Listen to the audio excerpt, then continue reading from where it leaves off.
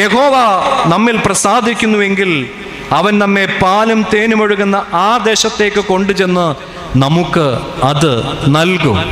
ഇതാണ് ഞാൻ പറഞ്ഞത്, കാഴ്ചകൾ തമ്മിലുള്ള വ്യത്യാസത്തെപ്പറ്റി. ശരിയായ കാഴ്ചയുടെ അഭാവം ആഴമായ വിശ്വാസത്തിൽ ചരിക്കാത്തവർക്കുണ്ടാകും എന്ന് ഞാൻ പറഞ്ഞതിൻ്റെ കാരണം അതാണ്.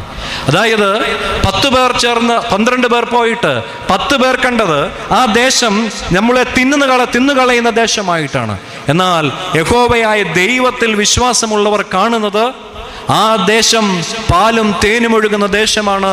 യഹോവയായ ദൈവം നമ്മോട് കൂടെ ഉണ്ടെങ്കിൽ നമുക്കത് ലഭിക്കും എന്നാ പറഞ്ഞത്.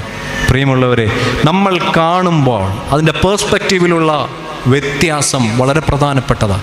യഹോവയായ ദൈവത്തിൽ ആഴമായ വിശ്വാസത്തിൽ നാം ചരിക്കുന്നുവെങ്കിൽ നമുക്ക് നാം കാണുന്ന കാഴ്ചകൾ തന്നെ വ്യത്യാസം